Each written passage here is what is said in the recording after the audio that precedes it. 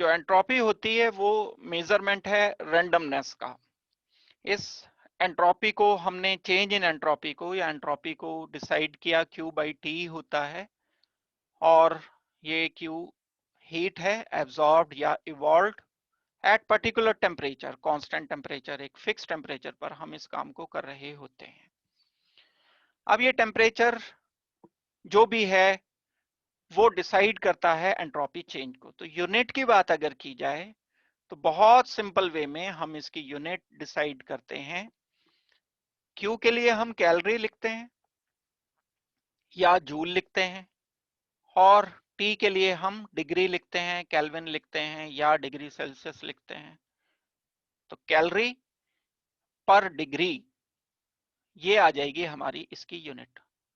और अगर हम स्टैंडर्डाइज कर रहे हैं, एक फिक्स अमाउंट नहीं है, तब तो हम ये लिख सकते हैं। लेकिन स्टैंडर्ड अगर एंट्रोपी की बात हो रही है, चेंज इन एंट्रोपी, तो 1 मोल भी लेंगे हम, कैलोरी पर मोल पर डिग्री, ये इसकी सिंपली यूनिट होनी चाहिए। जैसे हमने फॉर्मूला एक क्लास में भी किया था, अभी थोड़ी देर पहले भी मैंने आपको बताया, इसकी मैं बात कर रहा हूं। ये है delta S, Q over T की बात हो रही है।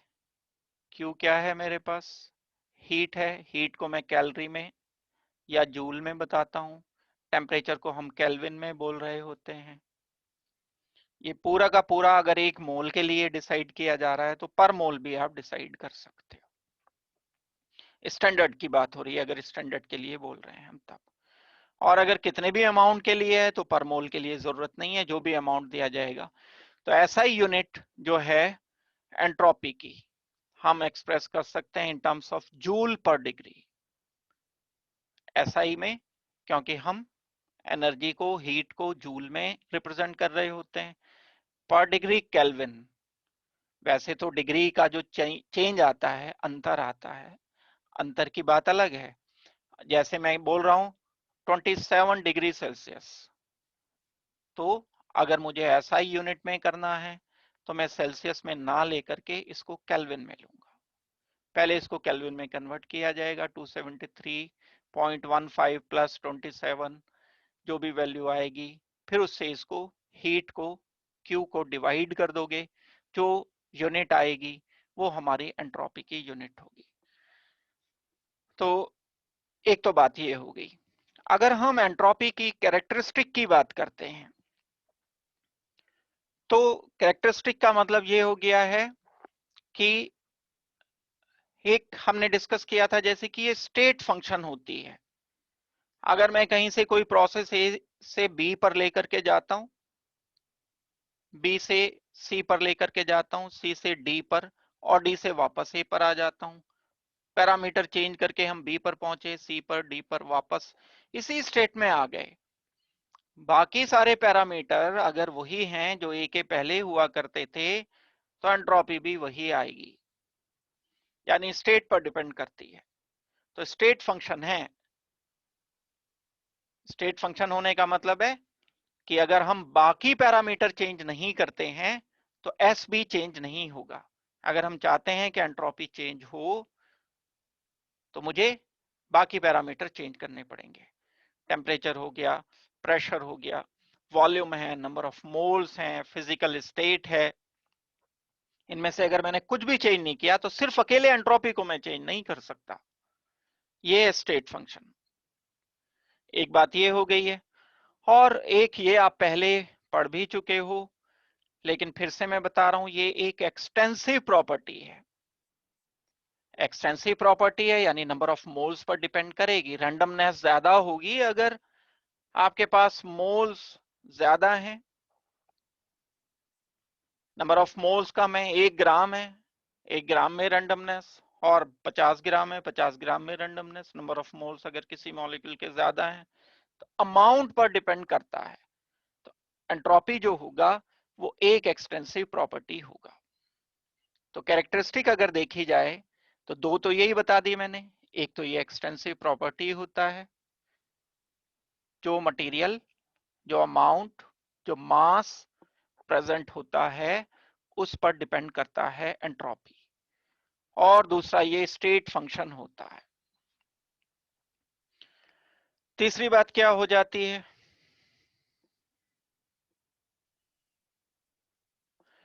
जो हमारे पास किसी सिस्टम की एंट्रोपी है,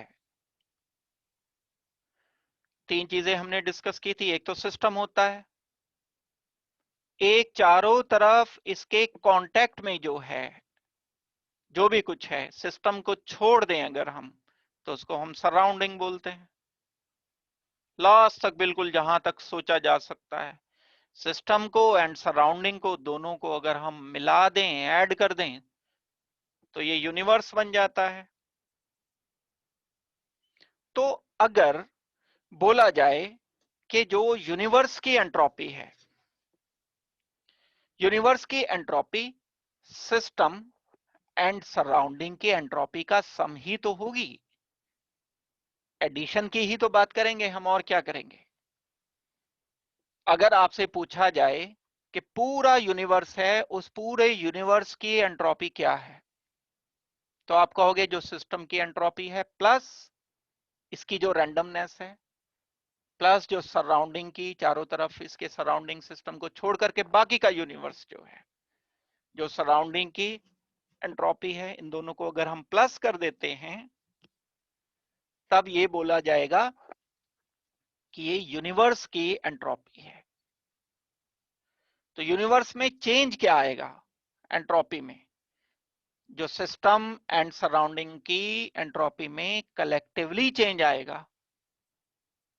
यानी दोनों को अगर हम प्लस कर देते हैं, प्लस करने के बाद अगर कुछ चेंज आया है, मैंने बोल दिया कि एंट्रोपी ऑफ सिस्टम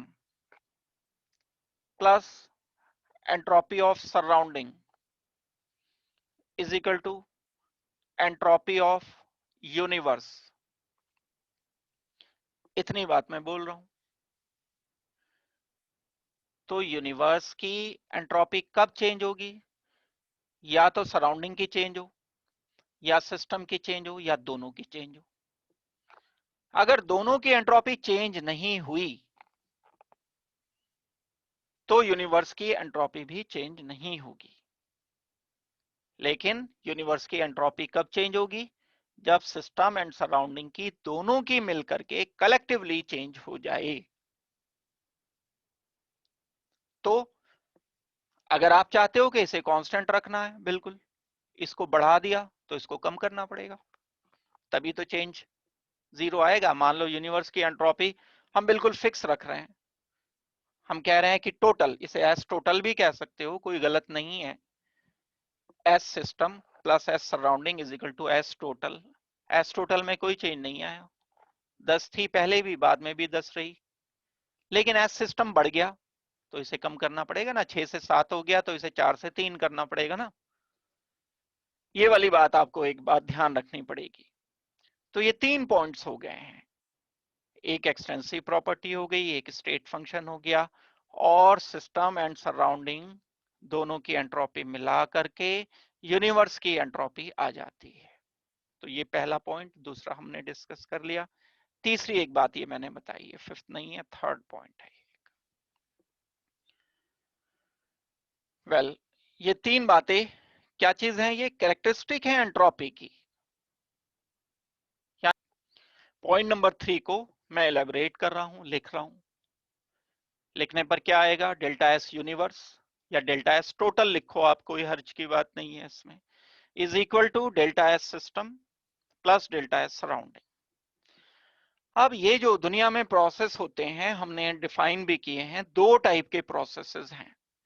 एक प्रोसेस होता है रिवर्सिबल प्रोसेस, यहां से कोई सिस्टम चला, बी पर पहुंचा, बी से सी पर पहुंचा, सी से डी पर पहुंचा, वापस इस पर आ गया। तो अगर मैं ये यूनिवर्स के लिए बोल रहा हूं, तो change in entropy state function है, जो पहले एंट्रोपी थी वही बाद में एंट्रोपी, तो डेल्टा एस तो जीरो आया। रिवर्सिबल चेंज के लिए अगर मैं यूनिवर्स की एंट्रोपी की बात कर रहा हूं, टोटल यूनिवर्स यानी सिस्टम प्लस सराउंडिंग की मिला करके बात करता हूं, ये चेंज रिवर्सिबल है, कोई भी रिवर्सिबल चेंज के लिए। डेल्टा एस यूनिवर्स जो आएगा वो 0 आएगा। रिवर्सिबल चेंज के लिए क्यों 0 आएगा? क्योंकि स्टेट फंक्शन है ना एंट्रोपी, जब हम चलाते हैं यहां से ए से बी, बी से सी, सी से डी, ये चेंजेस आए, इसमें चेंज आने के बाद ये वापस ए में आ गया। एस एंट्रोपी से S1 एंट्रोपी हुई, S2 हो गई, S3 हो गई, वापस फिर S हो गई, क्योंकि स्टेट फंक्शन है। अभी हमने प्रॉपर्टी डिस्कस की थी। तो रिवर्सिबल चेंज के लिए, इरिवर्सिबल के लिए नहीं, अगर ये किसी और स्टेट में पहुंच गया तब तो ये फिर 0 नहीं होगा डेल्टा एस। रिवर्सिबल प्रोसेस के लिए डेल्टा एस यूनिवर्स 0 है। तो अब अगर मैं यहां पर ये 0 यूनिवर्स वाला उठाकर यहां रख देता हूं, इस 0 को उठा के मैंने यहां रख दिया, तो क्या लिखना चाहिए? 0 is equal to delta S system plus delta S surrounding for reversible change. Irreversible के लिए ये बात ट्रू नहीं रहेगी। या मैं इसे क्या कह सकता हूं? सराउंडिंग वाले को उठा करके मैं दूसरी तरफ ले गया, delta S system will be equal to delta S surrounding. Reversible change के लिए अगर कोई सिस्टम है, चारों तरफ इसके सराउंडिंग है, और यहां पूरे यूनिवर्स में चेंज डेल्टा एस टोटल 0 आ रहा है, तब जितना यहां इंक्रीमेंट हुआ उतना यहां कमी आएगी, तभी हम 0 रख सकते हैं। अभी थोड़ी देर पहले भी मैंने ये बात आपको समझाने की कोशिश की थी, वही बात है दोबारा से। तो ये delta S system is equal to minus हो जाएगा, ये जब ये इधर जाएगा तो मैंने माइनस नहीं लिखा, यहां माइनस हो जाएगा, माइनस डेल्टा एस सराउंडिंग। ये इंक्रीज इन एंट्रोपी है क्योंकि बाद वाली वैल्यू ज्यादा है, पहले वाली कम है। ये डिक्रीज इन एंट्रोपी है, बाद वाली वैल्यू उसकी कम है, पहले वाली ज्यादा है। तो जितना यहाँ इंक्रीज आएगा एंट्रोपी में, उतना यहाँ डिक्रीज आना चाहिए। ये दोनों मैग्नीट्यूड वाइज बराबर लेकिन साइन में अपोजिट होंगे। लेकिन कब? जब ये यूनिवर्स डेल्टा एस यूनिवर्स 0 है, यानी रिवर्सिबल प्रोसेस के लिए हम ये बात कर रहे हैं। ये तो बात रही रिवर्सिबल प्रोसेस की। इरिवर्सिबल प्रोसेस जो होते हैं उनके लिए ये कहानी अलग आएगी।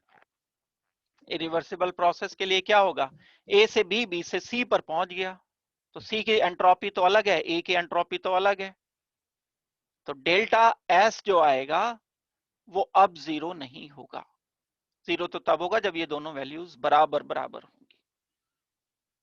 यहां तक बात समझ लग गई होगी आपको। यूनिवर्स के लिए जब हम डेल्टा एस 0 रखेंगे तो वो रिवर्सिबल के लिए, लेकिन इरिवर्सिबल के लिए पहले हम इसे अगर लिख लें, इसको delta S system is equal to minus delta S surrounding, जो अभी मैंने आपको बताया 0 यहां रख करके बराबर कर दिया। लेकिन इरिवर्सिबल प्रोसेस के लिए हम क्या करेंगे? इरिवर्सिबल प्रोसेस जो चलते चले जा रहे हैं, एक ही डायरेक्शन में चलते चले जा रहे हैं, ए से बी बना, बी से सी बन गया, सी से डी बन रहा है, बढ़ता चला जा रहा है। यूनिवर्स की बात हम इसलिए कर रहे हैं, यूनिवर्स को हम बार बार बीच में इसलिए ला रहे हैं क्योंकि एक सेकंड लॉ ऑफ थर्मोडायनेमिक्स बीच में आया था, उसमें यह कहा गया था कि एंट्रोपी यूनिवर्स की बढ़ती चली जा रही है लगातार, और यूनिवर्स में अगर हम प्रोसेस को चेक करेंगे तो ये इरिवर्सिबली बिहेव कर रहा है यूनिवर्स। थोड़ी देर के लिए सोच करके देखो, यूनिवर्स में क्या क्या चीजें हैं हमारे, जो यूनिक केमिस्ट्री को छोड़ दो, थोड़ी देर के लिए यूनिवर्स की बात करो। हमारी अर्थ है, यहाँ सन है, ये अर्थ इसके चारों तरफ चक्कर लगा रही है, मून है, मून इसके चारों तरफ अर्थ के चक्कर लगा रहा है, प्लैनेट्स हैं बहुत सारे, 4 5 6 9 10 मिलकर के सोलर सिस्टम बन गया, बहुत सारे मिलके, मिलियन बिलियन ट्रिलियन मिलके एक गैलेक्सी बन गई, मिलियन बिलियन गैलेक्सीज मिलकर के यूनिवर्स बन गया। छोटी मोटी चीज नहीं है अगर आप इमेजिन करने लगते हो तो। अब इसमें अगर आपने कहीं पर डिटेल यूनिवर्स के बारे में थोड़ी बहुत पढ़ी होगी, तो ये धीरे धीरे धीरे धीरे जितने भी प्लैनेट्स और जितने भी ये ऑब्जेक्ट्स हैं, एक दूसरे से दूर होते चले जा रहे हैं, फैल रहा है हमारा यूनिवर्स। बिग बैंग थ्योरी ये कहती है कि यूनिवर्स हमारा फैलता चला जा रहा है, इसका आकार बढ़ता चला जा रहा है, साइज बढ़ता चला जा रहा है, दूर होते चले जा रहे हैं। ये प्रोसेस बहुत धीरे ही सही, इतना धीरे होता है कि हम उसे दिन रात अपनी लाइफ के अकॉर्डिंग देख नहीं पाते हैं, जज नहीं कर पा रहे हैं, लेकिन ये रेगुलरली एक्सपेंड करता चला जा रहा है। गैलेक्सीज एक दूसरे से दूर होती चली जा रही हैं। तो हम अपनी भाषा में अगर इसे बोलेंगे थर्मोडायनेमिक्स की, तो हम बोलेंगे यूनिवर्स की एंट्रोपी बढ़ती चली जा रही है लगातार, और ये प्रोसेस इरिवर्सिबल है। इरिवर्सिबल का मतलब कि ये एक ही डायरेक्शन में चल रहा है, बस हर प्लेनेट, हर गैलेक्सी एक दूसरे से दूर ही जा रही है। ऐसा नहीं है कि एक लाइट ईयर तो वो दूर चली, फिर वो एक लाइट ईयर वापस अपनी जगह पर आ जाएगी। ये प्रोसेस रिवर्सिबल प्रोसेस नहीं है। तो जो इरिवर्सिबल प्रोसेस हैं उसके लिए डेल्टा एस इंक्रीज करता चला जा रहा है यूनिवर्स का। ये बात यूनिवर्स की है मैंने, सिस्टम की नहीं की है या सराउंडिंग की नहीं की है। यूनिवर्स मतलब हमारा सिस्टम जहां हमने रिएक्शन करना है, उसके चारों तरफ, यानी इस सिस्टम को छोड़कर दुनिया में जो भी कुछ बचता है वो यूनिवर्स है, वो सराउंडिंग है। और इन दोनों को मिला दें, यानी सिस्टम प्लस सराउंडिंग कर दें, तो वो यूनिवर्स हो जाएगा। यूनिवर्स की एंट्रोपी लगातार बढ़ती चली जा रही है। ये सेकंड लॉ ऑफ थर्मोडायनेमिक्स आपने पढ़ा है। बढ़ती चली जाने का मतलब बाद की वैल्यू ज्यादा, पहले की वैल्यू कम।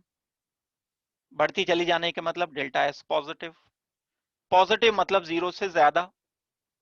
तो डेल्टा एस यूनिवर्स के लिए ये वैल्यू जीरो से ज्यादा आती है यूनिवर्स के लिए नेचुरल प्रोसेस में। और जो यूनिवर्स या टोटल जिसे हम बोलते हैं, ये स्पॉन्टेनियस चेंज के लिए है, और स्पॉन्टेनियसली ही एक दूसरे से दूर होते चले जा रहे हैं। ये सब के सब जितने भी नेचर में ऑब्जेक्ट्स हैं, ये सब एक दूसरे से दूर होते चले जा रहे हैं। तो मैं यूनिवर्स की जगह ये उठा करके रख सकता हूं, delta S system plus delta S surrounding. मैं लिख सकता हूं delta S system plus delta S surrounding. इन दोनों को अगर मैंने प्लस कर दिया तो इसकी जगह मैं डेल्टा एस यूनिवर्स लिख सकता था। ये जीरो से ज्यादा यानी पॉजिटिव मुझे लिखना चाहिए फॉर स्पॉन्टेनियस प्रोसेस। और क्योंकि यूनिवर्स में नेचुरल प्रोसेस स्पॉन्टेनियस ही हो रहे हैं, लेकिन हाँ बीच में ये प्लस माइनस हो सकते हैं, लेकिन इनका नेट रिजल्ट एंड पॉजिटिव ही आएगा, जीरो से ज्यादा आएगा। जीरो से ज्यादा आने का मतलब है पॉजिटिव आएगा। ये बात है इरिवर्सिबल प्रोसेसेस के लिए। ये तो रिवर्सिबल की बात हो गई थी। दो चीजें अगर आपको समझ आ जाएंगी तो बाकी का बचा हुआ पोर्शन आसान रहेगा। तो मैंने अभी जो आपको बात बताई, डेल्टा एस यूनिवर्स जीरो है, जीरो से ज्यादा है, इसका मतलब है स्पॉन्टेनियस चेंज अगर हम कर रहे हैं तो यूनिवर्स की एंट्रोपी इंक्रीज होती चली जा रही है। ये सेकंड लॉ ऑफ थर्मोडायनेमिक्स ही है। और ये यूनिवर्स को कोई आप बैठ के दूर दूर कर नहीं रही, स्पॉन्टेनियसली बस एक दूसरे से दूर ही होते चले जा रहे हैं सारे के सारे ऑब्जेक्ट, सारे के सारे प्लैनेट्स। यानी यूनिवर्स की एंट्रोपी लगातार बढ़ती चली जा रही है, रैंडमनेस बढ़ती चली जा रही है यूनिवर्स की लगातार, और ये प्रोसेस स्पॉन्टेनियस है। इसके लिए कोई बाहर से हमने मशीन नहीं लगा रखी है करने के लिए। तो मैं इस सारी बात को कैसे बोल सकता हूं, डेल्टा एस टोटल मतलब यूनिवर्स, टोटल का मतलब हो गया यूनिवर्स, ये जीरो से ज्यादा है, डेल्टा एस टोटल यानी सिस्टम प्लस सराउंडिंग, इन दोनों को प्लस कर दिया, ये जीरो से ज्यादा होना। जब डेल्टा एस यूनिवर्स ज्यादा है जीरो से, तो ये वैल्यू भी जीरो से ज्यादा होगी। ये इनफैक्ट एक हमने रिलेशन किया। तो हम ये बोल सकते हैं कि डेल्टा एस टोटल बढ़ता चला जा रहा है, जीरो से ज्यादा होता चला जा रहा है स्पॉन्टेनियस प्रोसेस के लिए, और ये अपने मैक्सिमम पर पहुंचना चाहता है, अपने मैक्सिमम पर पहुंचेगा ये, और इसके मैक्सिमम की कोई लिमिट नहीं है। यूनिवर्स के बारे में भी बोलते हैं, कहते हैं कि जब ये अपने मैक्सिमम लिमिट पर पहुंच जाएगा तब सारी चीजें जो हैं फिर रुक जाएंगी। तो हम कह सकते हैं entropy for a spontaneous process increases till it reaches its maximum. Maximum मतलब इनफाइनाइट डिस्टेंस पर सारे ऑब्जेक्ट्स अगर हो जाएंगे तब ये अपनी मैक्सिमम पर पहुंच जाएगी। यहां तक हमने ये एंट्रोपी के बारे में जानने की कोशिश की। स्पॉन्टेनिटी को डिसाइड करना हम चाहते हैं। टारगेट हम लेकर के चले थे कि हम ये बताना चाहते थे कि स्पॉन्टेनियस रिएक्शन कौन से हैं, या प्रोसेस आप बोल दो, स्पॉन्टेनियस प्रोसेस कौन से हैं। उसके लिए हमने पहले एक पैरामीटर लिया, एच, एंथैल्पी चेंज। ज्यादातर रिएक्शन के लिए, एक्सोथर्मिक रिएक्शन के लिए रिएक्शन स्पॉन्टेनियस होते थे, लेकिन ज्यादातर के लिए। दूसरा एस फैक्टर आया, एंट्रोपी फैक्टर आया।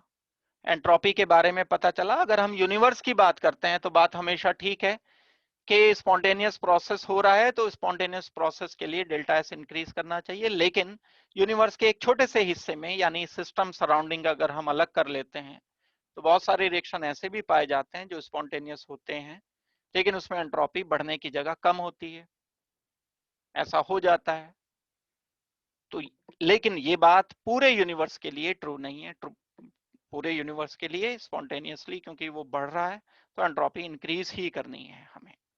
लेकिन उसके छोटे से हिस्से, क्योंकि हमने कलेक्शन किया ना दोनों का, delta S total is equal to delta S system plus delta S surrounding. Delta S system ये प्लस माइनस ऊपर नीचे हो सकता है, हमें तो लेकिन डेल्टा एस टोटल पॉजिटिव लाना है बस। हम जो टेस्ट ट्यूब में वर्क करते हैं वो तो एक सिस्टम के लिए वर्क होता है।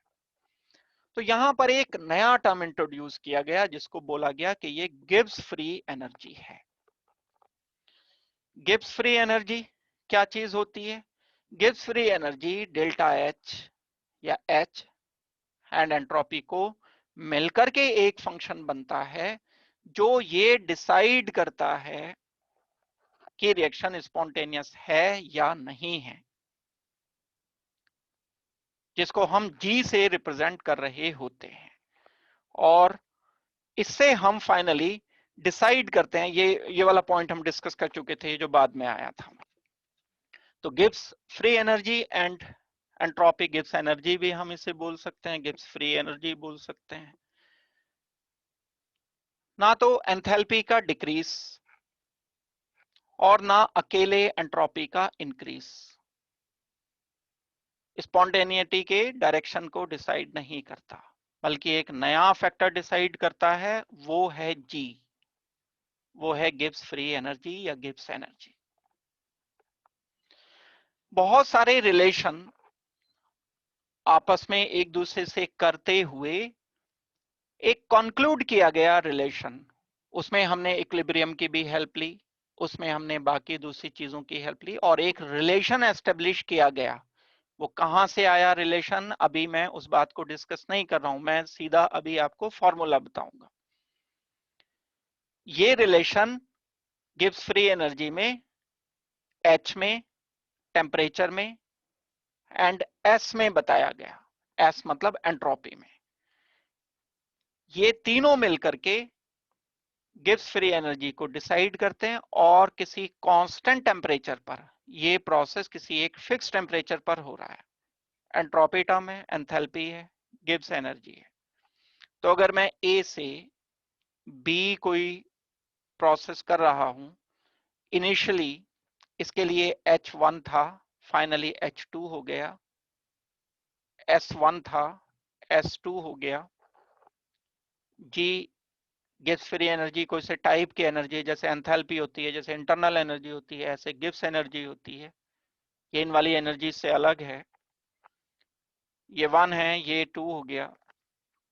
और ये सारा प्रोसेस किसी टेम्परेचर T पर हो रहा है।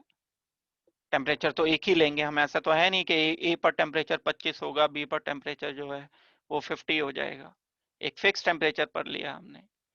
तो ये चेंज आ गया हमारा डेल्टा एच, ये चेंज हमारा आ गया डेल्टा एस। कुछ भी है, पॉजिटिव है नेगेटिव है हमें नहीं पता, ये पॉजिटिव नेगेटिव हमें नहीं पता। अब यहां से डेल्टा जी यानी G2 माइनस G1 हम कर सकते हैं, डेल्टा जी कर सकते हैं इसको मैं। लेकिन टेम्परेचर तो दो अलग अलग नहीं है तो T फिक्स रहेगा। तो मैं इसको लिख सकता हूं delta G will be equal to delta H minus T delta S. ये फॉर्मेट जो हमें यूज करना होगा। ये तो एब्सोल्यूट वैल्यूज लिखी हैं एंट्रोपी की, एब्सोल्यूट वैल्यू तो हमें कभी पता चलती नहीं है एंट्रोपी की। एंथैल्पी की एब्सोल्यूट वैल्यू तो कभी हमें पता नहीं होती है। चेंज हमें पता करना होता है। तो किसी प्रोसेस के लिए ये delta G, change in Gibbs free energy, will be equal to change in enthalpy minus multiplication of temperature and change in entropy.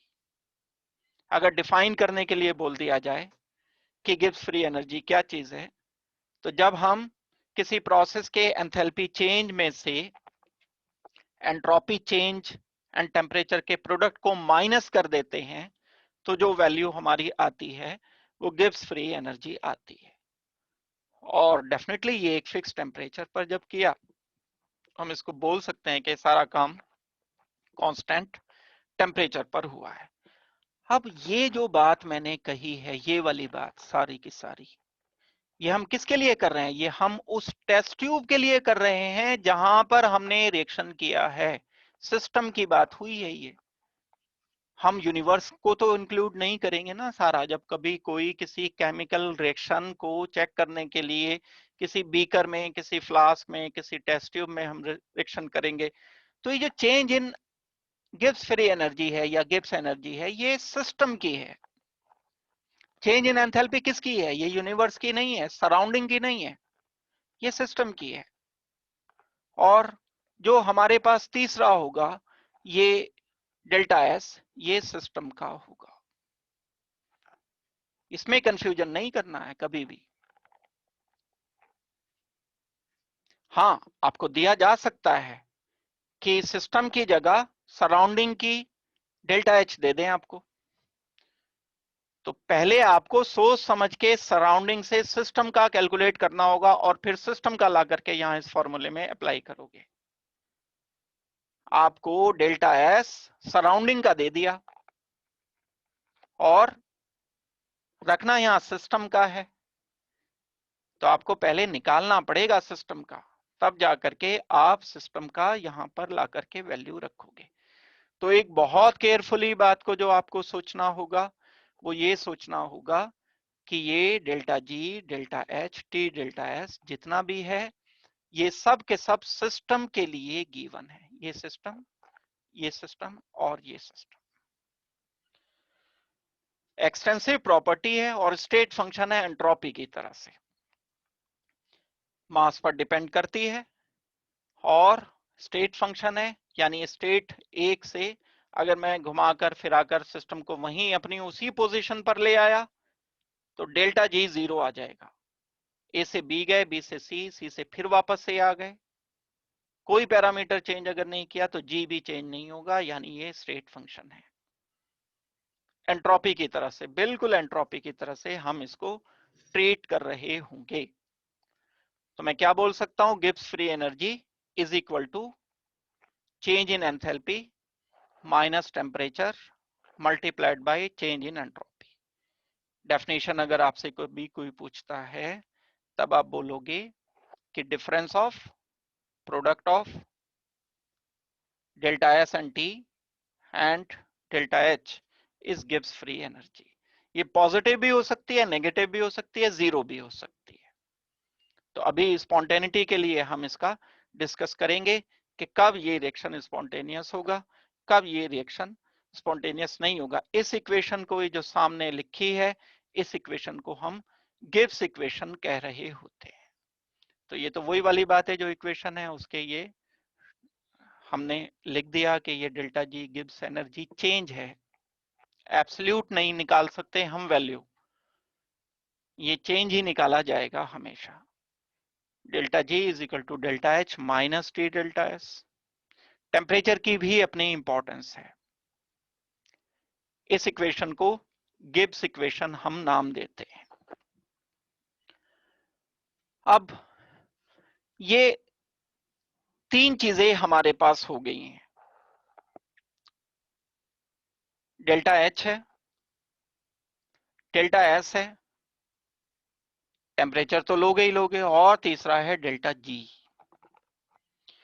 Delta G की वैल्यू कभी अगर नेगेटिव आ जाती है, -5.7 आ गई सपोज करते हैं, मान लो +10.5 आ गई, जो भी यूनिट इसकी है, एनर्जी है तो एनर्जी की यूनिट होगी, किलो जूल पर मोल होगी, पर केल्विन भी लिखेंगे हम इसको, यहीं से निकाल सकते हैं। J is equal to H इधर लेकर के चले जाओगे, डिवाइडेड बाई टी कर दोगे, G minus delta H over T कर दिया जाएगा, तो ये इसकी यूनिट यहां से कैलकुलेट कर सकते हैं। यूनिट अभी फिलहाल छोड़ो।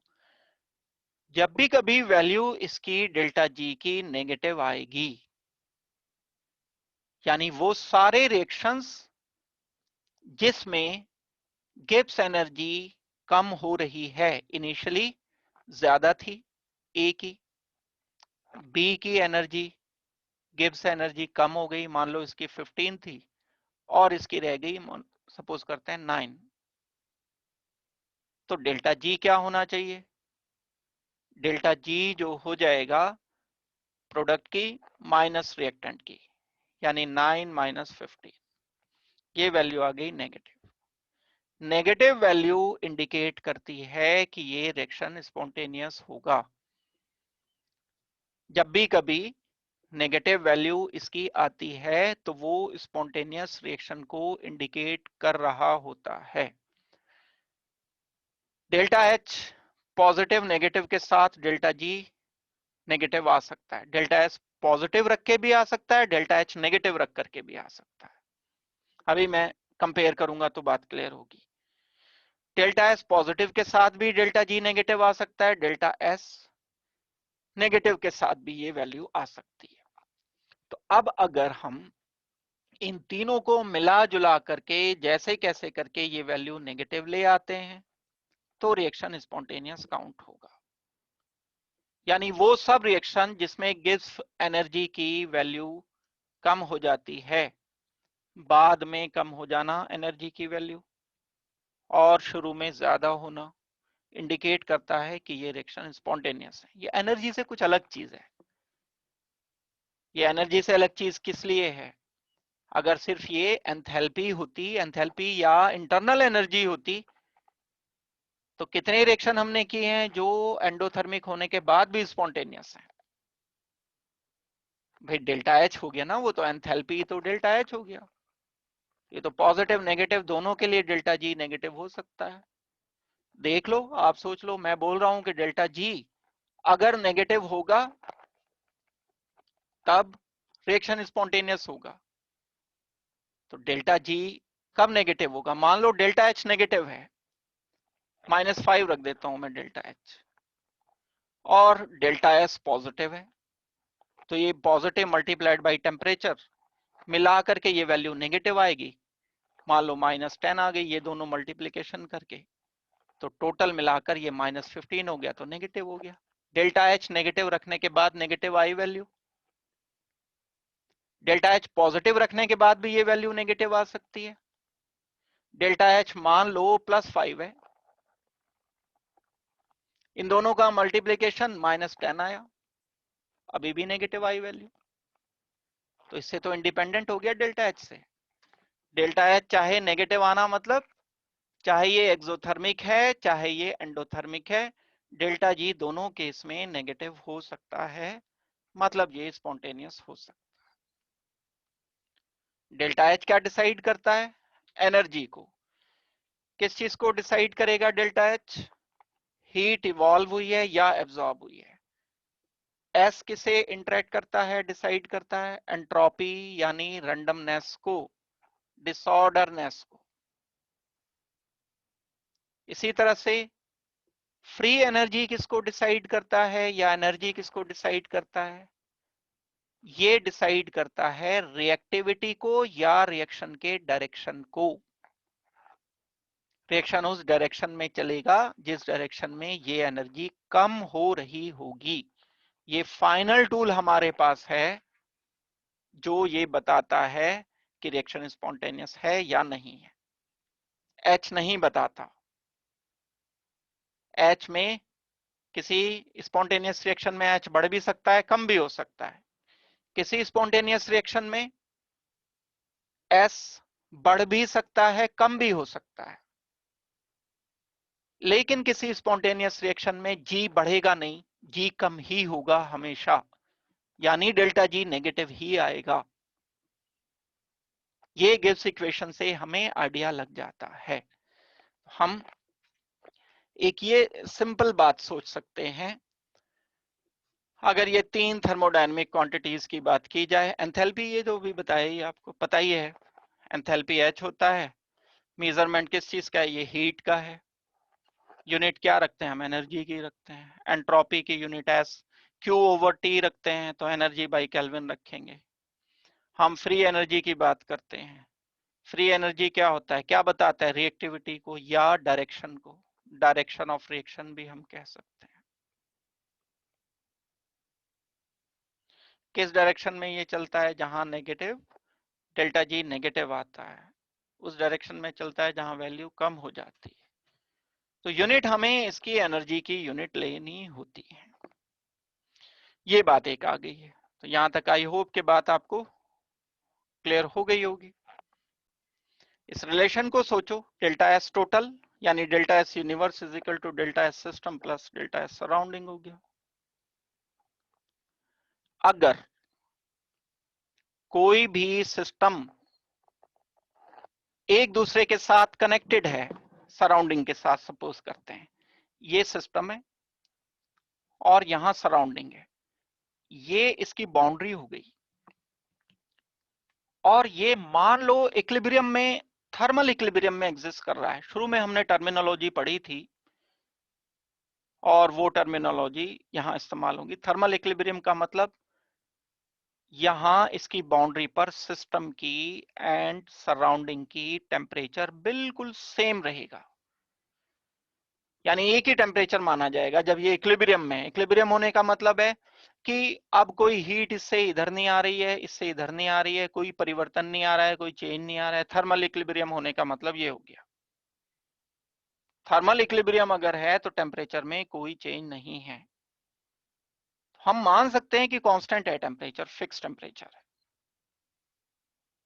अगर कोई सिस्टम थर्मल इक्विलिब्रियम में है सराउंडिंग के साथ, ये सिस्टम है, टेस्ट ट्यूब है, ये इसका सराउंडिंग है, सराउंडिंग का टेम्परेचर यहां का और इसका, आप देखते हो ना कोई बर्तन अगर गर्म है, बड़ा तेज गर्म है, तो उसके बिल्कुल नजदीक हाथ लेकर के जाओ, बिल्कुल छुओ नहीं उसे, नजदीक लेके, तो गर्म नजर आता है। तो यहाँ का टेम्परेचर और इसका अंदर का टेम्परेचर लगभग बराबर होते हैं, थर्मल इक्विलिब्रियम है। किसी एक इंस्टेंट पर, किसी एक सेकंड पर अगर हम देखते हैं, टाइम के साथ साथ तो वो चेंज हो जाएगा, 10 मिनट के बाद तो धीरे धीरे टेम्परेचर सराउंडिंग में जाना शुरू हो जाएगा, हीट सराउंडिंग में जानी शुरू हो जाएगी। ठीक हो गई बात। तो अगर हम क्या करते हैं, कोई एक इस तरीके का सिस्टम लेते हैं कि वो थर्मल इक्विलिब्रियम में एग्जिस्ट करता है, तो ये सिस्टम एंड सराउंडिंग दोनों के टेम्परेचर हम एक काउंट करेंगे। और इससे पहले आप क्या पढ़ चुके हो, delta S is equal to Q/T पढ़ चुके हो। ये Q क्या है, कांस्टेंट प्रेशर की बात अगर मैं करता हूं तो डेल्टा H ही तो होता है कांस्टेंट प्रेशर पर। कांस्टेंट प्रेशर पर जो एंथैल्पी होता है वो हीट चेंज के बराबर होता है। तो अगर एंथैल्पी इंक्रीज हो रही है सराउंडिंग की, तो जितनी एंथैल्पी इंक्रीज हो रही है, मान लो इसने इसको हीट दी, आइसोथर्मल प्रोसेस है, कांस्टेंट टेम्परेचर पर इसने, सिस्टम ने इसको हीट दी, तो इसकी तो हीट ऐड हो गई, इसकी हीट माइनस हो गई। रिवर्स अगर प्रोसेस है, सराउंडिंग इसे सिस्टम को दे रहा है, तो इसमें प्लस हो जाएगी हीट, पॉजिटिव साइन रखोगे Q का, और सराउंडिंग की हीट का साइन नेगेटिव रखोगे। ये साइन कन्वेंशन हम पढ़ते चले आ रहे हैं। तो अगर मैं Q या डेल्टा H सराउंडिंग के लिए कहता हूं, इक्वल टू सिस्टम के लिए होगा डेल्टा H, लेकिन साइन ऑपोजिट के साथ। इस बात को देखो, दोबारा से समझा देता हूं, थोड़ा सा जोर लगाना पड़ेगा। हमने एक फिक्स टेम्परेचर पर कोई प्रोसेस कर रखा है, थर्मल इक्विलिब्रियम है, यहां सराउंडिंग है, ये सिस्टम है। हो सकता है कि ये हीट का अमाउंट, हीट का पैकेट बाहर आ जाए, तो इससे तो माइनस हो गया ना, तो यहाँ क्यू माइनस होगी, सराउंडिंग में तो प्लस हो गया ना, क्यू प्लस हो जाएगा। कितना प्लस हुआ? जितना इसका माइनस हुआ। तो Q system is equal to minus Q surrounding, या minus Q system is equal to plus Q surrounding. And constant pressure पर ये क्यू क्या होता है? डेल्टा एच होता है। पुरानी बातें याद रखनी पड़ेंगी। तो मैं इस रिलेशन को यूज कर सकता हूं, ये वाली बात सोचकर अच्छी तरह से। यहां इस पर मुझे delta S surrounding will be equal to delta H surrounding over T। ये क्या चीज है delta H? Q over T। अभी रिलेशन हमने पढ़ा था, याद अगर नहीं रहा तो इसे याद रखो। Delta S directly proportional to heat, delta S inversely proportional to the temperature, ये उससे रिलेटेड था। अच्छा, जितना मैं सराउंडिंग की जगह अगर सिस्टम रखना चाहता हूं यहां, तो सिस्टम एंड सराउंडिंग में अभी रिलेशन बताया, हीट जितनी इसको दे दी, सिस्टम ने दे दी, तो सिस्टम से माइनस, सराउंडिंग को प्लस, तो अगर ये प्लस है तो सिस्टम की हो जाएगी minus delta H system over T. ये डेल्टा एच सराउंडिंग आ गया, इसको उठा के यहां रख दो, इसकी जगह ये रख दो, तो ये भी सिस्टम है, क्योंकि मुझे सराउंडिंग की जगह सिस्टम चाहिए। तो माइनस ये लिखा delta, delta S total will be equal to delta S system plus delta S surrounding की जगह, इसकी जगह ये पूरी वैल्यू ला करके प्लेस कर दी। कितना हो जाएगा? Minus delta H system over T हो जाएगा। बस अब इसे आगे रीअरेंज करना है। यहां तक तो हमने केमिस्ट्री लगाई, इसके बाद तो बस सारी चीजें उलट पलट करनी है, यानी हमें चेंज करनी है। तो हमें पता चल जाएगा आगे चल करके कि डेल्टा जी नेगेटिव रखना क्यों जरूरी होता है। अभी तक तो हमने वर्बली बोल दिया कि डेल्टा जी नेगेटिव होगा तो रिएक्शन स्पॉन्टेनियस होगा। तो यहां इस बात को सोचो, जो मैंने बात बताई है उसको अच्छी तरह से सोचो। Increase in enthalpy of surrounding is equal to decrease in enthalpy of system। मैं अपनी बात को आसान बनाने के लिए क्या बोल रहा हूं? सिस्टम बीकर में से हीट का पैकेट बाहर फेंक दिया, ये सराउंडिंग है, ये सिस्टम है, सिस्टम में से कम हो गया, माइनस हो गया, minus Q is equal to plus Q. लेकिन ये सराउंडिंग है और ये सिस्टम है, इक्वल टू रहेंगे मैग्नीट्यूड वाइज बराबर, लेकिन साइन में अपोजिट। क्यू क्या होता है कांस्टेंट प्रेशर पर? Delta H enthalpy. तो delta H system is equal to minus delta H surrounding. ये इनफैक्ट हमने करते हुए जो अभी इक्वेशन बताई थी आपको, उस तरह से हमने इसे फीड कर दिया। Delta H surrounding is equal to delta H surrounding over T is equal to minus delta H system over T. ये वैल्यू उठा करके हमने ऊपर वाली इक्वेशन में रखी। डेल्टा एस टोटल, आप यूनिवर्स लिखना चाहो लिख दो, कोई गलत नहीं है। Delta S total is equal to delta S system plus delta S surrounding की जगह मुझे क्या लिखना है? ये पूरा लिख देना है, plus minus system over T. क्या लिखूंगा मैं? इसको रीअरेंज कर दो, इधर उधर कर दो, या दोनों तरफ मल्टीप्लाइड बाई टी कर दो, मल्टीप्लाइड बाई टी कर दो, तो ये वाला टी तो कैंसिल हो जाएगा, यहाँ टी से मल्टीप्लाई करना पड़ेगा। T delta S is equal to T delta S plus या minus delta H system. Rearrange कर लो या इस तरह से कर लो, मल्टीप्लाई कर दो, एक ही बात है, दोनों तरह से एक ही रिजल्ट आपको मिलेगा। रीअरेंज करना चाहते हो तो इसको उठा करके इधर ले आओ, इसको इधर ले आओ, टी को इधर ले करके मल्टीप्लाई फिर भी करना होगा, बात तो वही है, एक ही। मल्टीप्लाई कर लो दोनों तरफ टी से, इसको टी से और इस पूरे को टी से मल्टीप्लाई कर लो, ये रिलेशन मिला टी डेल्टा एस। फिर जब टी को इधर अंदर मल्टीप्लाई करोगे, T delta S system plus minus delta H system multiplied by T over T, T से टी ये कैंसिल हो जाएगा, तो यहां तो सिर्फ डेल्टा एच सिस्टम बचा माइनस में, यहां टी एंड टी मल्टीप्लाई रह जाएगा। ये हमें एक इक्वेशन मिल गई। अब इस इक्वेशन में आप अभी पहले पढ़ते चले आ रहे थे कि यूनिवर्स की डेल्टा एस 0 से ज्यादा होगा टोटल। जब डेल्टा एस ज्यादा होगा, टी टोटल ज्यादा होगा, तो फिर ये पूरा का पूरा भी टेम्परेचर तो कांस्टेंट है ना, ये पूरा का पूरा भी 0 से ज्यादा होना चाहिए स्पॉन्टेनियस प्रोसेस के लिए। लिखना पड़ेगा आपको, for spontaneous process this delta S total is greater than 0। जब ये 0 से ज्यादा हुआ तो इसका मल्टीप्लीकेशन भी 0 से ज्यादा रहेगा टेम्परेचर के साथ, क्योंकि टेम्परेचर तो पॉजिटिव ही होता है हमेशा, केल्विन में ही लिखना होता है और केल्विन में हमेशा पॉजिटिव आता है टेम्परेचर। कभी बोलो -50 डिग्री सेल्सियस ले लेंगे, सेल्सियस में नहीं, उसे केल्विन में कन्वर्ट करोगे तो टेम्परेचर हमेशा ही पॉजिटिव आएगा, केल्विन में रखा जाएगा क्योंकि। तो ध्यान देना इस बात पे जो मैंने बोली है, जब हम करते हैं तो दिमाग में ये चीजें आती हैं सारी की सारी। ये टेम्परेचर तो आजकल वैसे भी माइनस में चल रहा है, शिमला में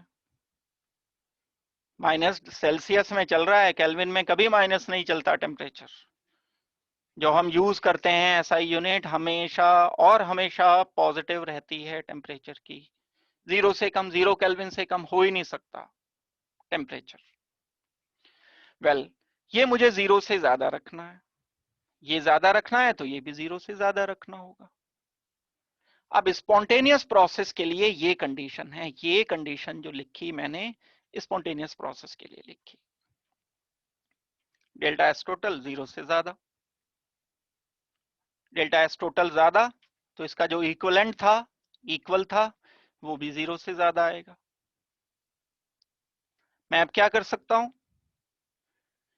इसको मैंने 0 को तो यहीं रखा रहने दिया, इसको अलट पलट कर लिया, इसको इधर ले गया, इसको इधर ले आया। जब ये मैं इसको इधर ले करके आऊंगा तो ये प्लस हो जाएगा, ये plus T delta S system इधर आ गया, ये माइनस हो गया, बाहर निकाल लिया मैंने, बाहर माइनस को बाहर निकाल लूंगा तो साइन चेंज हो जाएगा, ये सीधा सा। मैंने बताया था केमिस्ट्री तो खत्म हो गई थी वहीं पर, बस अब तो ये इधर उधर कर रहे हैं सारा कुछ, और जो हमने पढ़ रखा है उसे अप्लाई कर रहे हैं। ये जो पूरा 0 से ज्यादा है माइनस साइन के साथ है, यही डेल्टा जी, इसके लिए हम एक नया नाम रख देते हैं, बस वो डेल्टा जी होता है। तो डेल्टा जी अगर नेगेटिव है, माइनस डेल्टा जी, ये पूरा का पूरा डेल्टा जी है। ऐसा सिस्टम ये स्पॉन्टेनियस के लिए है, तो ये भी, ये पूरा का पूरा जब स्पॉन्टेनियस के लिए है तो इस पूरे की जगह मैंने एक वर्ड लिख दिया डेल्टा जी, ये भी स्पॉन्टेनियस के लिए है। माइनस डेल्टा जी होने का क्या मतलब हो गया, थोड़ा सोचना पड़ेगा इस बात को। जब मैं कह रहा हूं माइनस डेल्टा जी 0 से ज्यादा है तो डेल्टा जी क्या होना चाहिए, 0 से कम होना चाहिए। That means change in free energy negative आनी चाहिए। यहां थोड़ा सा आपको सोचना पड़े, वैल्यू रख करके देख लेना, कभी फुर्सत में बैठे होंगे तो अपनी वैल्यूज रख करके देख लो। माइनस डेल्टा जी 0 से ज्यादा है तो प्लस डेल्टा जी 0 से कम होगा ना फिर। दैट मीन्स स्पॉन्टेनियस प्रोसेस के लिए डेल्टा जी नेगेटिव आना चाहिए, यही लिख लो, स्पॉन्टेनियस प्रोसेस के लिए डेल्टा जी नेगेटिव आएगा तब स्पॉन्टेनियस प्रोसेस होगा। तो ये डेल्टा जी माइनस डेल्टा जी किसके इक्वल है, delta H minus T delta S के इक्वल है। ये जो इक्वेशन हमने अभी लिखी थी इसलिए लिखी थी, और जो मैंने पहले ही बिना ये सारा कुछ बताए आपको बोल दिया था कि जिन रिएक्शन में डेल्टा जी नेगेटिव होता है वो स्पॉन्टेनियस होते हैं, वो यहां से प्रूव हुआ है। Delta G will be equal to delta H minus T delta S. ये माइनस है ना, ये माइनस है, जब दोनों को इक्वल रखोगे तो ये कट जाएंगे ना, तो delta G is equal to delta H minus T delta S हो गया। ये रिजल्ट ओवरऑल हमें मिलेगा, और गिब्स इक्वेशन हम इसको बोलते हैं, और ये वैल्यू 0 से कम यानी नेगेटिव चाहिए हमें स्पॉन्टेनियस करने के लिए। तो वो सब रिएक्शन जिसमें डेल्टा जी नेगेटिव आता है वो स्पॉन्टेनियस होते हैं, जिसमें पॉजिटिव आता है वो स्पॉन्टेनियस नहीं होते, यानी उल्टे डायरेक्शन में चलते हैं। आपको अगर कहा जाए एक्स से वाई बनाना है और इसके लिए डेल्टा जी वैल्यू पॉजिटिव आ रही है, y से x होगा, x से y नहीं होगा स्पॉन्टेनियसली, लेकिन हाँ रिवर्स हो जाएगा, क्योंकि अगर मैं ऐसी इक्वेशन लिखता हूं y टू x, तो इसके लिए डेल्टा जी मुझे same number of mole, same environment, same condition, अब डेल्टा जी नेगेटिव लिख देना होगा। ये चल जाएगा, ये बात करेक्ट रहेगी। तो delta ji negative and positive होना इंपॉर्टेंट है, स्पॉन्टेनिटी पता चल जाता है। कई बार डेल्टा जी 0 भी आ जाता है, एग्जैक्टली 0 आ जाता है, उस स्टेट को बोलते हैं हम स्टेट ऑफ इक्विलिब्रियम। वो इक्विलिब्रियम वाला चैप्टर कनेक्टेड है इसके साथ, आएगा चैप्टर बाद में वो, लेकिन बहुत सारी चीजें। इक्विलिब्रियम मतलब ए से बी बन रहा है, बी से वापस ए बन गया, ये तो रिवर्सिबिलिटी है। लेकिन अगर दोनों के रेट्स बराबर हैं, ए से बी बनने का रेट, बी से वापस ए बनने का रेट अगर दोनों का बिल्कुल बराबर है, तब हम इस रिवर्सिबिलिटी को इक्विलिब्रियम बोलते हैं। इक्विलिब्रियम पर डेल्टा जी की वैल्यू 0 आती है हमेशा। अगर इक्विलिब्रियम रिवर्सिबल के लिए नहीं, प्लीज कभी आप सोचो कि रिवर्सिबल रिएक्शन की बात मैं कर रहा हूं। रिवर्सिबल रिएक्शन तो फॉरवर्ड चलते चले जा सकते हैं, रिवर्स होते चले जा सकते हैं, लेकिन इक्विलिब्रियम में रिएक्शन रुक जाएगा एक जगह, कॉन्सेंट्रेशन में चेंज नहीं आएगा। तो 3 स्टेट हैं डेल्टा जी की। डेल्टा जी नेगेटिव हुआ तो reaction spontaneous, delta G positive हुआ तो रिएक्शन नॉन स्पॉन्टेनियस, और अगर डेल्टा जी 0 हुआ तब ऐसे केस में रिएक्शन को होना चाहिए इक्विलिब्रियम पर, reaction will be at equilibrium. तो ये कंडीशन, ये मैंने अभी आपको बात बताई है डिटेल के साथ। ये तीनों जो स्टेट्स थी डेल्टा जी की, वो स्टेट्स हम सोच सकते हैं।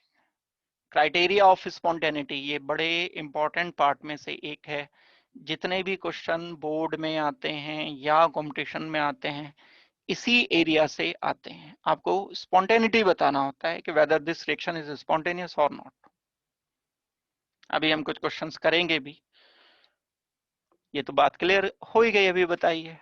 डेल्टा जी नेगेटिव है तो रिएक्शन स्पॉन्टेनियस है, डेल्टा जी अगर पॉजिटिव है तो रिएक्शन नॉन स्पॉन्टेनियस आएगा। अब कैसे आएगा भाई, ये सोचने की बात है। जो डेल्टा जी है कब नेगेटिव आएगा, बहुत सारी कंडीशंस हैं इसकी। ये इक्वेशन है, अब हमें डेल्टा जी नहीं पता, डेल्टा एच पता है, डेल्टा एस पता है। आपको किसी ने कहा कि कोई रिएक्शन एंडोथर्मिक है, अच्छी तरह सुन लेना बात को, काम की है। एंडोथर्मिक होने का मतलब पॉजिटिव है डेल्टा एच। कोई आपको बताएगा नहीं कि पॉजिटिव है, आपको सोचना पड़ेगा एंडोथर्मिक है तो पॉजिटिव है, बाहर से हीट देनी पड़ रही है आपको रिएक्शन के लिए। आपको एक और बात बताई गई कि रिएक्शन डिक्रीज इन एंट्रोपी के साथ हो रहा है, यानी बाद की एंट्रोपी कम है, ए से बी हो रहा है, बन रहा है, इसमें हीट बाहर से देनी पड़ रही है हमें, यानी डेल्टा एच पॉजिटिव है। हीट अगर निकलती तो डेल्टा एच नेगेटिव होता। एक बात ये हमें गिवन है। दूसरी बात हमें ये गिवन है कि ए से बी बनने में बाद की एंट्रोपी कम है। ये मान लो 5 है और ये 15 थी, तो 5 माइनस 15 किया तो -10 आ गया। डेल्टा एस की वैल्यू -10 आ गई। अब ये वैल्यू रखो यहां, ये वैल्यू कुछ भी है पॉजिटिव रख दी मैंने, ये वैल्यू कुछ भी है नेगेटिव रख दी। नेगेटिव नेगेटिव मल्टीप्लाई होंगे, टेम्परेचर कुछ भी है, what ever the temperature is, minus में नहीं हो सकता बस प्लीज। -273 हो सकता है, लेकिन जब उसे +273 करोगे तो 0 हो जाएगा। लेकिन माइनस में नहीं रखना टेम्परेचर, रख ही नहीं पाएंगे हम, कैसे रखेंगे। -100 डिग्री सेल्सियस पे भी इवन किया टेम्परेचर, तो भी उसे केल्विन में कन्वर्ट करेंगे तो पॉजिटिव आ जाएगा वो। तो जब मैं इसको तो रखूंगा हमेशा पॉजिटिव, टेम्परेचर तो पॉजिटिव में ही रहेगा। डेल्टा एस नेगेटिव है, नेगेटिव पॉजिटिव वैल्यू से मल्टीप्लाई किया, नेगेटिव वैल्यू आ गई। बाहर नेगेटिव है तो ये दोनों मिलके पॉजिटिव हो गए, ये पहले पॉजिटिव था। पॉजिटिव को पॉजिटिव में ऐड करोगे डेल्टा जी पॉजिटिव आएगा। It can never be spontaneous. ये जज करने के लिए हमने इस इक्वेशन को पढ़ा है। अगर किसी प्रोसेस का डेल्टा एच पॉजिटिव है, डेल्टा एस नेगेटिव है, वो रिएक्शन कभी स्पॉन्टेनियस हो ही नहीं सकता। गिब्स इक्वेशन हमें बता रही है ये बात, क्योंकि स्पॉन्टेनियस लाने के लिए हमें डेल्टा जी नेगेटिव लाना पड़ता है। कुछ और सोचते हैं, दूसरी बात सोचते हैं, चेंज कर देते हैं पैरामीटर।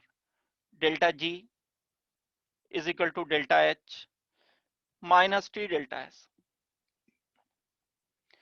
आपको कहा गया कि डेल्टा एस, कोई वही प्रोसेस ले लो, ए इज गिविंग यू बी, इस बार डेल्टा एस पॉजिटिव है, बाद वाली एंट्रोपी ज्यादा है, पहले वाली कम है, S2 माइनस S1, ये वैल्यू आ गई पॉजिटिव। अब डेल्टा एच पर डिपेंड करेगा। ये वैल्यू ठीक है पॉजिटिव है, मैं मान लेता हूं कि +50 आ गई, टेम्परेचर 2 आ गया, सपोज करते हैं, इससे मल्टीप्लाई कर दिया, 100 आ गई, ये वैल्यू माइनस हो गया, -100 आ गया। अब डेल्टा जी नेगेटिव आएगा या पॉजिटिव आएगा, वो तो ये डिसाइड करेगा ना, डेल्टा एच डिसाइड करेगा, अकेले डेल्टा एच से थोड़ा ही काम चलेगा। अब अगर डेल्टा एच 100 से ज्यादा है तो डेल्टा जी की वैल्यू आएगी पॉजिटिव, और अगर डेल्टा एच 100 से कम है, 90 है, 80 है, 50 है, प्लस में है, तो डेल्टा जी आ जाएगा नेगेटिव। और अगर डेल्टा एच नेगेटिव है तो चाहे जितनी भी वैल्यू है नेगेटिव की, -2 है, -3 है, -1 है, -100 है, यानी रिएक्शन अगर ये एक्सोथर्मिक है, एक्सोथर्मिक रिएक्शन होने का मतलब डेल्टा एच नेगेटिव है, एक्सोथर्मिक रिएक्शन है, एंड डेल्टा एस को मैंने क्या लिया पॉजिटिव। पॉजिटिव होने का मतलब रिएक्शन कैसे हो रहा है, इंक्रीज ऑफ एंट्रोपी के साथ हो रहा है। पहले वाले की एंट्रोपी कम थी, बाद वाले की एंट्रोपी ज्यादा थी, तो डेल्टा एस पॉजिटिव आया था। अगर डेल्टा एस पॉजिटिव होता है और रिएक्शन एक्सोथर्मिक होता है तो ये 100% स्पॉन्टेनियस रहेगा रिएक्शन। चेक करके देख लो, डेल्टा एस पॉजिटिव लिखा तो इसका मल्टीप्लीकेशन नेगेटिव आया, और डेल्टा एच को तो आप बता ही रहे हो नेगेटिव एक्सोथर्मिक। एक्सोथर्मिक होने का मतलब डेल्टा एच क्या होते हैं, नेगेटिव होते हैं, तो ये तो sure short delta G negative आएगा। अगर डेल्टा जी नेगेटिव आएगा तब इसका मतलब है ये रिएक्शन स्पॉन्टेनियस होना चाहिए। तो हम क्या कह सकते हैं, उन रिएक्शन के लिए जिनमें एंट्रोपी बढ़ती है और जो रिएक्शन एक्सोथर्मिक होते हैं वो हमेशा स्पॉन्टेनियस होते हैं, क्योंकि उनके लिए डेल्टा जी नेगेटिव आता है गिब्स इक्वेशन के अकॉर्डिंग। किसी भी टेम्परेचर पर, टेम्परेचर से इंडिपेंडेंट है, टेम्परेचर आप कम रखो ज्यादा रखो, हाई टेम्परेचर रखो लो टेम्परेचर रखो, इंडिपेंडेंट ऑफ टेम्परेचर। ये बात क्लियर हो गई होगी अच्छी तरह से। और रिलेशन बहुत सारे बन सकते हैं, 4 या 5 सेट इसके बन जाते हैं। एक बात, कई बार ऐसा भी हो जाता है कि टेम्परेचर पर भी डिसाइड कर देता है। फिर उसी इक्वेशन पर आओ, delta G is equal to delta H minus T delta S. Delta S जो है हमारा पॉजिटिव है, डेल्टा एच भी हमारा पॉजिटिव है।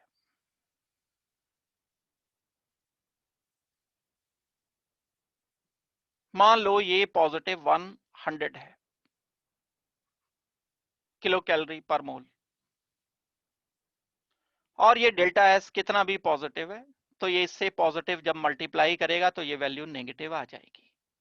यहां ये वैल्यू आ गई नेगेटिव। मैं मान लेता हूं कि टेम्परेचर है 25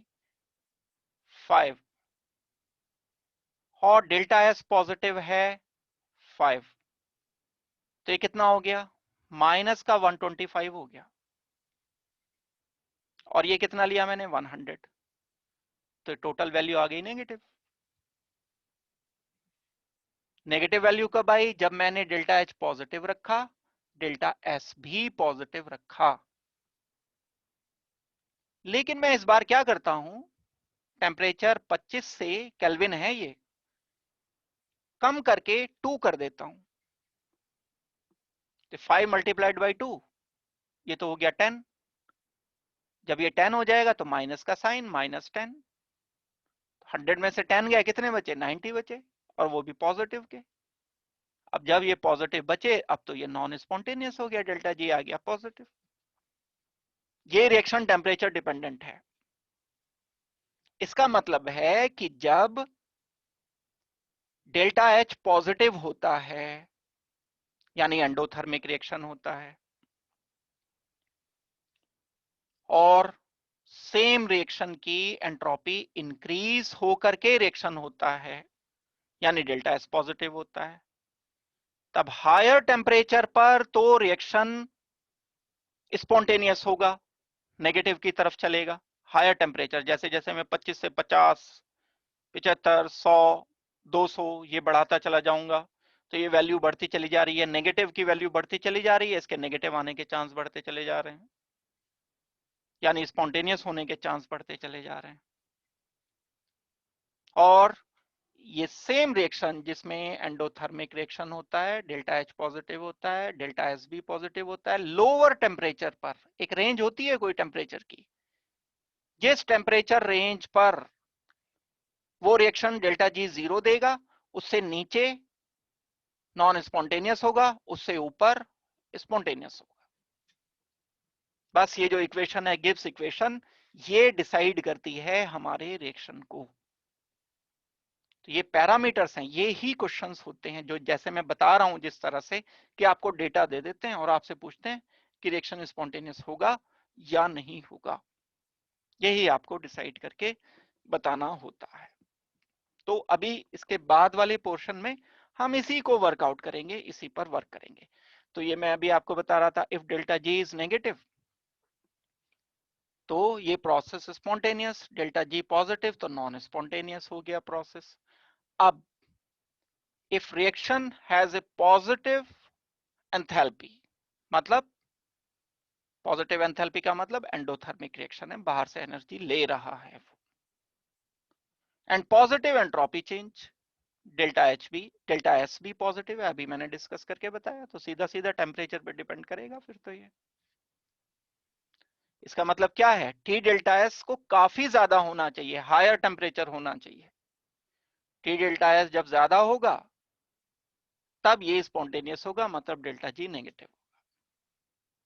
तो ये स्टेटमेंट बड़े इंपॉर्टेंट स्टेटमेंट हैं, ये भी मैंने डिटेल से एक्सप्लेन की है।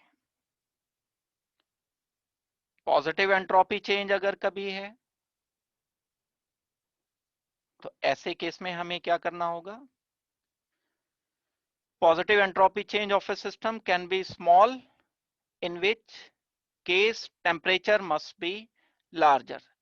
जब ये डेल्टा एस कम पॉजिटिव है तो हमें डेल्टा टी बड़ा रखना पड़ेगा, क्योंकि इस पूरे की वैल्यू को भाई ये है ना delta G is equal to delta H minus T delta S, ये तो हो गया पॉजिटिव। अब मुझे इसकी वैल्यू लार्ज चाहिए, तो या तो डेल्टा एस भी लार्ज हो तो ये वैल्यू लार्ज मिलेगी, डेल्टा एस से छोटा तो मुझे टेम्परेचर हाई करना पड़ेगा, क्योंकि जब ये दोनों मिलकर के लार्ज नेगेटिव होंगे तभी ये डेल्टा एच से ज्यादा हो पाएगा और वैल्यू नेगेटिव आ पाएगी। प्लस माइनस ही तो है और तो कुछ भी नहीं है, सिंपल जो हम डेल्टा जी नेगेटिव लाने के लिए हम सारा वर्क कर रहे हैं बस ये। और पॉजिटिव एंट्रोपी चेंज अगर है, ये पॉजिटिव एंट्रोपी चेंज अगर लार्ज है तो कम टेम्परेचर पर भी काम चल जाता है, तो स्मॉल टेम्परेचर चेंज भी काम कर, हाँ अगर हम बढ़ा दें तो बड़ी अच्छी बात है। जितना ज्यादा नेगेटिव होगा, डेल्टा जी की वैल्यू सपोज करते हैं -2 है और किसी और केस में सेम रिएक्शन में डेल्टा जी की वैल्यू -200 आ जाती है, तो ज्यादा नेगेटिव का मतलब ज्यादा इजी रिएक्शन, कम नेगेटिव का मतलब कम इजी रिएक्शन। जैसे जैसे जीरो की तरफ को ये मूव करता रहेगा, ये इक्विलिब्रियम की तरफ को टेंड करता रहेगा। पॉजिटिव की तरफ को जब ये आएगा तो ये नॉन इक्विलिब्रियम की तरफ को आएगा, इसका मतलब है नॉन स्पॉन्टेनियस रिएक्शन की तरफ होगा। तो इतनी बात मैंने बताई, इसमें किसी को अगर डाउट है तो पहले मेरे से पूछो, फिर एक इक्वेशन और मैं आपको बताऊंगा। इक्विलिब्रियम कांस्टेंट से हम इसे गिब्स एनर्जी को या गिब्स फ्री एनर्जी को रिलेट, गिब्स एनर्जी का रिलेशन हम इक्विलिब्रियम कांस्टेंट से करने के लिए एक चीज हमें जाननी जरूरी है कि इक्विलिब्रियम कांस्टेंट क्या होता है, इक्विलिब्रियम क्या होता है, क्योंकि अभी इक्विलिब्रियम वाला चैप्टर नहीं पढ़ा है, इसलिए थोड़ा सा आइडिया मैं आपको इसका दे रहा हूं। कोई एक रिएक्शन हमारे पास है, A प्लस बी रिएक्टेंट है और वो रिवर्सिबली रिएक्शन कर रहे हैं। ये जो अब आगे बात मैं बता रहा हूं ये रिवर्सिबल रिएक्शन के लिए बात ट्रू है, जो इरिवर्सिबल रिएक्शन है उनके लिए ये एप्लीकेबल नहीं होगा। रिवर्सिबल रिएक्शन हो, डायरेक्शन उनका कुछ भी हो, चाहे वो फॉरवर्ड बढ़ रहे हो चाहे वो बैकवर्ड बढ़ रहे हो। ए प्लस बी आपस में रिएक्शन करके सी प्लस डी बना लेते हैं, सी प्लस डी आपस में कंबाइन होके फिर वापस ए प्लस बी बना लेते हैं। अब सी का कुछ कॉन्सेंट्रेशन, रिएक्शन ये कुछ इस तरह से हो रहा है कि जितने मॉलिक्यूल ए बी के कंबाइन होके सी डी बनाते हैं उतने ही मॉलिक्यूल कंबाइन होकर के ए बी बना लेते हैं, इनका कॉन्सेंट्रेशन चेंज नहीं हो रहा है लेकिन रिएक्शन फिर भी हो रहा है। किसी एक टाइम पर देखोगे अगर आप, तो concentration of C and D, concentration of A and B fixed हैं, कांस्टेंट हैं, चेंज नहीं हो रहे हैं। ए कम नहीं हो रहा है, सी बढ़ नहीं रहा है, तो ऐसी स्टेट को हम बोलते हैं इक्विलिब्रियम, यानी rate of formation of product जब rate of formation of reactant के बराबर हो जाता है तब हम उसको इक्विलिब्रियम बोलते हैं। इक्विलिब्रियम रिवर्सिबल रिएक्शन है लेकिन दुनिया के सब रिवर्सिबल इक्विलिब्रियम नहीं होते। एक बड़ा अच्छा सा एग्जांपल मुझे याद पड़ रहा है, मैंने कहीं किसी और टर्म में आपको बताया था। एक डब्बा है, इसमें पानी भरा हुआ है, 100 लीटर है सपोज करते हैं, बड़ा है डब्बा, ड्रम है, डब्बा नहीं कहना चाहिए इसे, ड्रम कहना चाहिए। यहां से मैंने पाइप लगा के इसमें पंप से पानी डाल दिया, साइफन प्रोसेस से भी आ जाएगा क्योंकि ये नीचे रखा है। यहां पर 1 लीटर पर मिनट के हिसाब से पानी आ रहा है, तो ये लेवल बढ़ना शुरू हो जाएगा, ये कम होना शुरू हो जाएगा। ये एक ऐसा प्रोसेस है जिसमें A is converting into B only one direction, B से वापस ए नहीं हो रहा है, ये रिवर्सिबल रिएक्शन नहीं है। लेकिन मैं क्या करता हूं, एक और दूसरा पाइप किसी पंप के जरिए लगाकर इसको वापस इसमें डालता हूं, यहां से पानी, और उसका जो रेट है वो भी 1 लीटर पर मिनट ही है। क्या किया मैंने, यहां से पानी इधर आया, 1 मिनट में 1 लीटर इसमें आ गया, 1 मिनट में 1 लीटर इसमें आ गया, तो लेवल तो बिल्कुल फिक्स रहेगा। पानी इसमें से इसमें जरूर आ रहा है, इसमें से इसमें आ रहा है, रिएक्शन हो रहा है, लेकिन लेवल चेंज नहीं हो रहे हैं। This is state of equilibrium. इसको मैं टेक्निकली किन वर्ड्स में बोलूंगा, जब rate of forward reaction rate मतलब change in concentration per unit time. 1 litre पानी per unit time per minute आ रहा है, तो रेट कहते ही इसी को है। रेट का मतलब क्या होता है? चेंज डिवाइडेड बाय टाइम ही तो रेट होता है किसी भी चीज को जब करते हैं तो केमिकल रिएक्शन के लिए हम इक्विलिब्रियम किसे बोल रहे होते हैं? Rate of formation of product, यानी यहां से यहां तक आने का प्रोसेस जितने टाइम में हो रहा है उतना ही टाइम एंड कॉन्सेंट्रेशन का रेशो यानी रेट बैकवर्ड रहे। 1 मिनट में 1 मोल बना, वापस बी एंड ए का भी 1 मोल 1 मिनट में बना। तो अब ये रुका हुआ नजर आएगा रिएक्शन, लेकिन फिर भी ये हो रहा है, इसे बोलते हैं हम इक्विलिब्रियम। अब जब सी फिक्स हो गया, डी फिक्स हो गया, बी फिक्स है, ए फिक्स है, तो ये तो इनका रेशो कांस्टेंट होगा। ये constant K will be equal to concentration, ये ब्रैकेट लिख रहा हूं मैं स्क्वायर ब्रैकेट, इसका मतलब कॉन्सेंट्रेशन से है, of C multiplied by concentration of D divided by concentration of A over concentration of B. बराबर नहीं कह रहा हूं मैं कि सी एंड डी के कॉन्सेंट्रेशन ए एंड बी के बराबर होंगे, बराबर नहीं बोली है मैंने, कंफ्यूजन खुद ही से दिमाग में आइडिया आ जाता है इक्विलिब्रियम कांस्टेंट में कि दोनों बराबर हो गए, बराबर नहीं बताए, रेट बराबर हुए हैं। इसमें अगर 10 लीटर पानी है और इसमें 100 लीटर पानी है और 1 मिनट में 1 लीटर इसमें इससे आ रहा है, इसमें इससे वापस आ रहा है, तो इसमें तो 10 लीटर का 10 लीटर रहेगा, 100 लीटर का 100 लीटर रहेगा, तो ये दोनों बराबर थोड़े हो जाएंगे कि ये 10 लीटर से 100 लीटर बन जाएगा। रहेगा तो 10 लीटर, ये 100 लीटर रहेगा, तो कॉन्सेंट्रेशन कितने भी हो सकते हैं, उनके कन्वर्ट होने के rate, rate of forward process and rate of reverse process, ये बराबर होंगे। जब ये बराबर होंगे, इनके कॉन्सेंट्रेशन के जो रेशो हैं, जब ये फिक्स हो गया रेट, तो 10/100 कांस्टेंट रेशो हो गया, चाहे 1 मिनट के बाद देखो, चाहे 10 मिनट के, चाहे आधे घंटे के बाद, चाहे 2 दिन के बाद देखो, 10/100 ही मिलेगा हमें। तो ये वैल्यू तो कांस्टेंट है। इक्विलिब्रियम पर किसी एक गिवन रिएक्शन के लिए ये प्रोडक्ट के कॉन्सेंट्रेशन का मल्टीप्लीकेशन डिवाइडेड बाय रिएक्टेंट के कॉन्सेंट्रेशन का मल्टीप्लीकेशन कांस्टेंट आता है, इसको इक्विलिब्रियम कांस्टेंट बोलते हैं। इसका रिलेशन मुझे बताना है डेल्टा जी के साथ।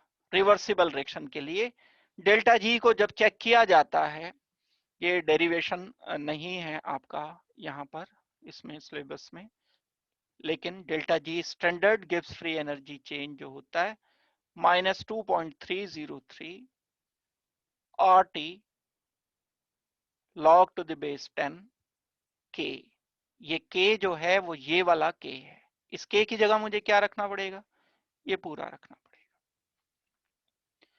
Concentration of product divided by concentration of reactant, और गैस कांस्टेंट है, T वो टेम्परेचर जिस पर रिएक्शन किया गया है, इसके लिए हम डेल्टा जी निकाल सकते हैं। सिर्फ प्रोडक्ट एंड रिएक्टेंट के कॉन्सेंट्रेशन से हम डेल्टा जी डिसाइड कर सकते हैं। आर चाहिएगा हमें लेकिन। तो ये रिलेशन, अगर कभी आपसे क्वेश्चन ये पूछा जाए कि what is the relation between equilibrium constant and Gibbs free energy, तो ये रिलेशन आपको बताना चाहिए। A plus B giving you C plus D, तो ये आ जाएगा delta G -2.3 log K, where K is equal to concentration of C, concentration of D divided by concentration of A and concentration of B।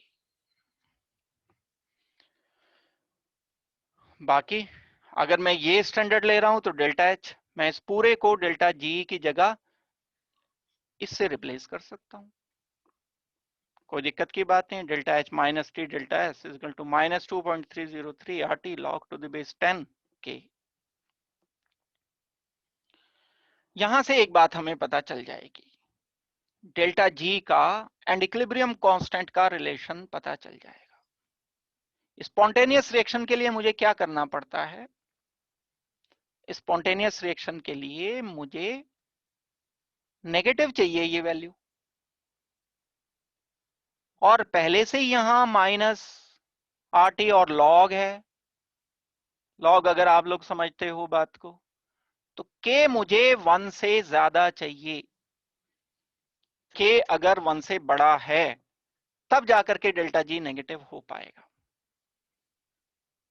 Otherwise अगर K की value 1 से कम आएगी तो delta G positive मिलता है। अगर थोड़ा बहुत लॉग समझते हो आप तो वैल्यू रख करके देख लो, आप इसकी 100 की नॉर्मल वैल्यूज रख करके देख लो। मान लो मैं K 100 रखता हूं, 200 रखता हूं, तो डेल्टा G नेगेटिव आ जाएगा, 1 से ज्यादा है। लॉग की वैल्यू 1 से कम रख कर, K की वैल्यू 1 से कम रख करके देखो, 0.3 रख करके देखो, 0.3 लॉग चेक कर लो, टेबल देखनी आती है बड़ी अच्छी बात है, वरना कैलकुलेटर में रख करके देख लो।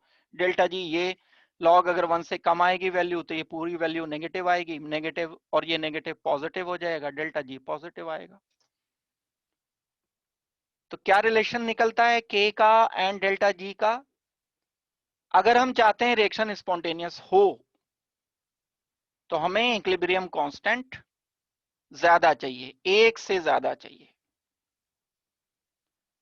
और अगर हम चाहते हैं कि इक्विलिब्रियम कांस्टेंट हमारा मान लो 1 से कम है, काफी कम है, तो डेल्टा जी हमारा पॉजिटिव आएगा।